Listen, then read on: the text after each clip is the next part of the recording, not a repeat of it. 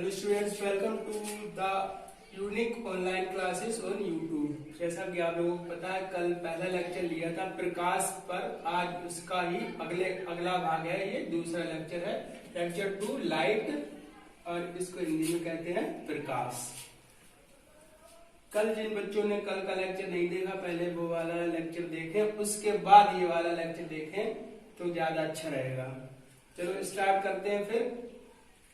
कल हम लोगों ने प्रकाश क्या होता है, अदीत वस्तुएं, प्रदीप्त वस्तुएं, ये पढ़ा था। आज उसके आगे पढ़ते हैं प्रकाश के गुण, प्रॉपर्टीज ऑफ लाइट। प्रकाश के कारण हम वस्तुओं को देख पाते हैं, लेकिन प्रकाश स्वयं दिखाई नहीं देता है। प्रकाश के कारण, कल जैसा कि हमने आप लोगों को बताया था कि प्रकाश की सहायता से ही हमें वस्तुएं दिखाई देती हैं, लेकिन प्रकाश स्वयं दिखाई नहीं देता है। जब किसी वस्तु पर प्रकाश पड़ता है तभी वह हमको दिखाई देती है, अंधेरे में तो कोई वस्तु दिखाई नहीं देती। इसीलिए यहाँ पे लिखा गया प्रकाश के कारण हम वस्तुओं को देख पाते हैं, लेकिन प्रकाश स्वयं दिखाई नहीं देता है। अगला पॉइंट देखते हैं। प्रकाश विद्युत चुंबकीय तरंगों के रूप में चलता है। प्रकाश जो होता है, इसको इंग्लिश में कहते हैं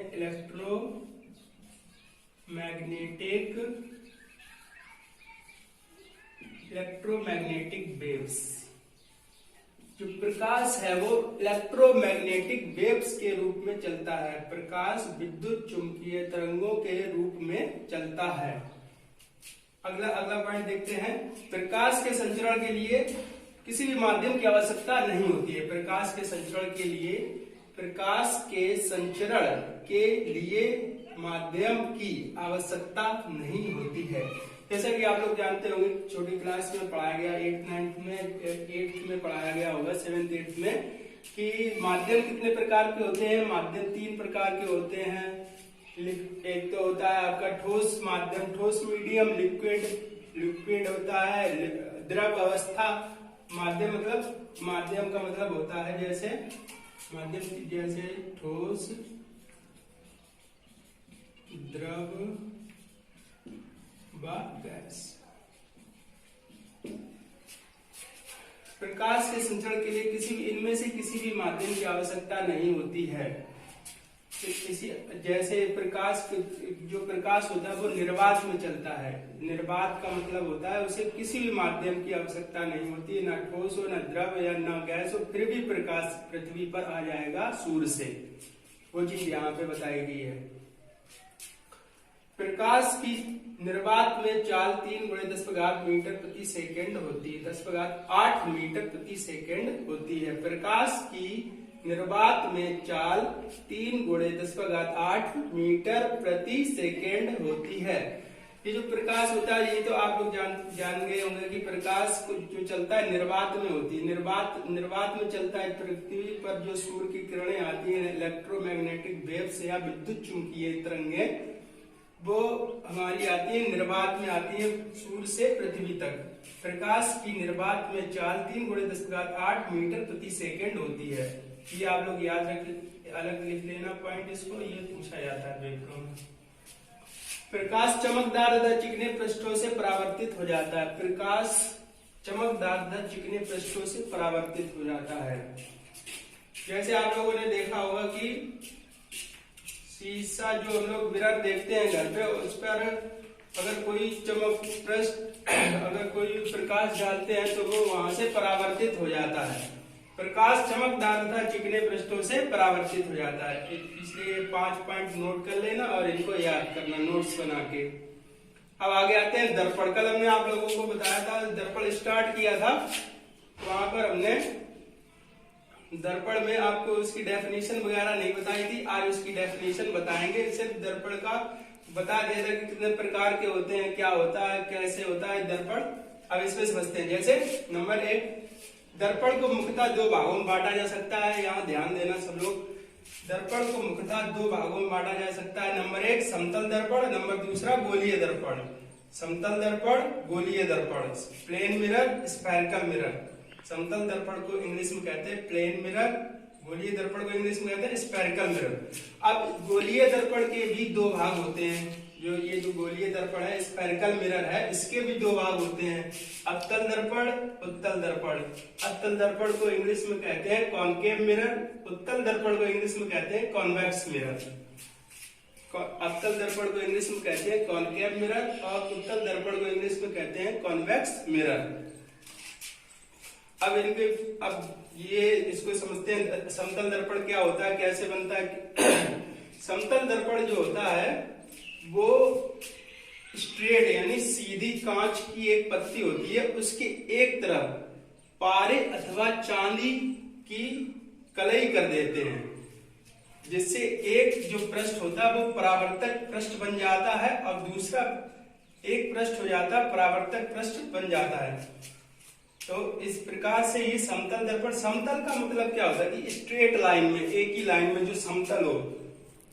तो समतल दर्पण जो होता है उसके समतल किसी कांच की प्लेट पर अगर हम एक तरफ कलई अथवा कलई का लेप या पारे अथवा चांदी का लेप कर दें तो वो एक रेड ऑक्साइड बना लेता है और समतल दर्पण बन जाता है। अवतल दर्पण, अवतल दर्पण को हम लोग, अवतल दर्पण किस कैटेगरी में आता है, दूसरी कैटेगरी में गोलीय दर्पण में आता है। अब गोलीय दर्पण, समतल दर्पण तो अलग होता है और गोलीय दर्पण अलग होता है। देखो यहाँ पे एग्जाम्पल देके समझा रहे हैं, जैसे ये आपका ये गोलीय दर्पण हो गया। ये गोलीय दर्पण, गोलीय दर्पण, एक गोलीय दर्पण में क्या किया जाता है कि एक पूरा गोलीय खोखला कांच का गोला होता है, एक पतला खोखला कांच का गोला होता है, उसमें से किसी एक भाग को काटकर, जैसे यहाँ पे देखो अगर हमने काट लिया राइट साइड वाले को, देखेंगे यहाँ पे अगर राइट साइड वाले को काट लिया, इसको इतना काटा, ये एक गोलीय दर्पण था, पतला कांच का गोलीय दर्पण था, इसको हमने राइट साइड से काटा इधर से, तो ये हमारा क्या बन जाएगा, अवतल दर्पण। अवतल दर्पण की डेफिनेशन होती है कि इसका जो परावर्तन होता है, परावर्तन अंदर की ओर दबी सतह से होता है और इसकी जो ऊपरी सतह होती है उस पर कलई कर दी जाती है, मतलब चांदी या पारे का लेप कर दिया जाता है।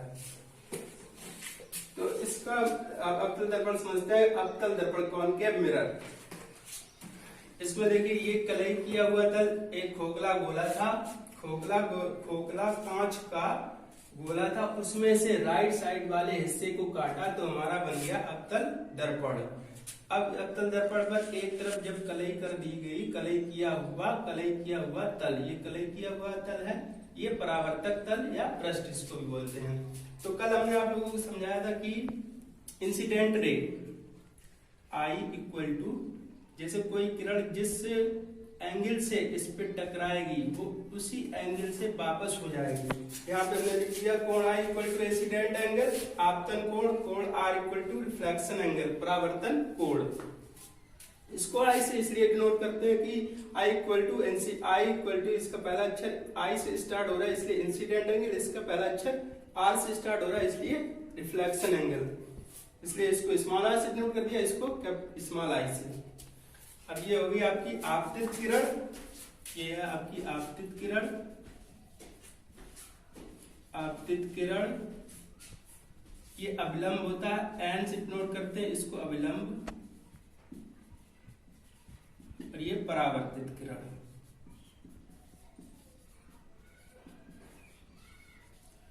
आपतित किरण क्या होती है, आपतित किरण, जो किरण गिरती हुई प्रतीत होती है उसे आपतित किरण कहते हैं, और जो किरण परावर्तन के बाद यानी दर्पण से परावर्तन के बाद उसी माध्यम में वापस लौट जाती है उसे परावर्तित किरण कहते हैं। कोण आई इक्वल टू कोण आर होगा, क्योंकि जितने एंगल से ये किरण इस पे आएगी उतने ही एंगल से ये किरण इस पे परावर्तित हो जाएगी। आपतित किरण, अपवर्तित किरण, कोण आई इक्वल टू कोण आर। अब देखते हैं आगे, इसकी डेफिनेशन ध्यान रखना, परावर्तन जो होता है इसकी अंदर की ओर दबी सतह से होता है, अवतल दर्पण कहलाता है। इसकी ऊपरी हुई सतह पर कलई कर देते हैं, और परावर्तन जो होता है इसकी इसकी परावर्तन अंदर की ओर दबी सतह से होता है। ये देखिए। अब आते हैं नेक्स्ट उत्तल दर्पण। उत्तल दर्पण को इंग्लिश में कहते हैं कॉन्वेक्स मिरर। अब इसको भी दर्पण किसी खोखले कांच के गोलीय दर्पण से काट, इसीलिए इसका नाम रखा गया गोलीय दर्पण मतलब स्फेरिकल मिरर, क्योंकि ये जो दोनों होते हैं अवतल दर्पण व उत्तल दर्पण, ये दोनों बनते हैं गोलीय दर्पण से, इसीलिए इनको कहा जाता है गोलीय दर्पण के दो भाग होते हैं, अवतल दर्पण व उत्तल दर्पण। अब इसको समझते हैं। उत्तल दर्पण, जब किसी कांच के खोखलिए गोले को इसका राइट साइड वाला हिस्सा, लेफ्ट साइड वाला हिस्सा मान लो इतना काट लिया यहाँ से, तो लेफ्ट साइड वाला हिस्सा जब एक इस साइड का भाग जब काट लेते हैं, किसी भी साइड का काट लो, इसमें हमने राइट का काटा तो ऐसा रख दिया, इसमें हमने लेफ्ट का काट दिया तो ऐसा रख दिया, वैसे ही इसको यहाँ पे ऐसे ही पुट कर देंगे तो ये कौन सा दर्पण बन जाएगा? उत्तल दर्पण। इसमें भी वही करते हैं कि इसका जो परावर्तन बाहरी ऊपरी सतह से होता है उत्तल दर्पण कहलाता है। इसमें परावर्तन क्या हो रहा था? अंदर की ओर दबी सतह से हो रहा था। इसमें परावर्तन क्या हो रहा है? बाहरी ऊपरी सतह से हो रहा है। ये दोनों में